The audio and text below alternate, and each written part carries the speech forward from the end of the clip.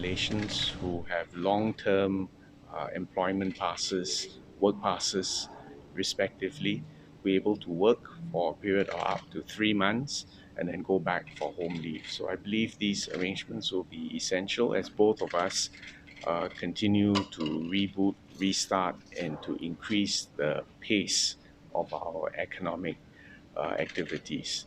So this is a significant agreement, and as you look across at the background, this is a most unusual picture to see an empty causeway.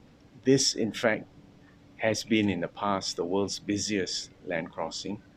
We're not ready to go back to that pace yet, but nevertheless, we do want to make a start, and we want to do so in a way which protects public health. We believe it can be done, and with all the precautions and all the arrangements that has been made, we will get there. Could you give more details on what the daily commuting arrangements are? That's the next point. So at this point, the reciprocal green lane and a periodic commuting arrangement does not provide for daily travelers. We're not ready for that yet. I would say give us a couple of weeks to monitor the figures both in Malaysia, in particular Johor, and in Singapore. And as we gain greater confidence that the control of the pandemic is well executed in both places, we can then begin the discussions for how we can allow daily commuting. But you must bear in mind that even with a daily commuting model, there'll be a need for regular comprehensive testing on both sides. So the other parameter is also the availability of mass scale testing on both sides of the causeway.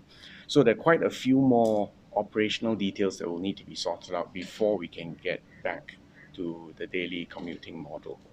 There's one more category which I have great sympathy for, and that is for compassionate reasons. You know, there are Malaysians and Singaporeans are related by blood, and the last few months, I've received so many desperate pleas.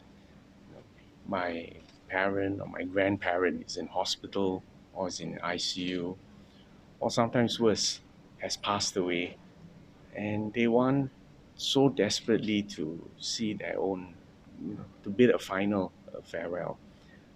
This is the other category on a much smaller scale, of course, but which I have great sympathy for, and we're trying to work out arrangements.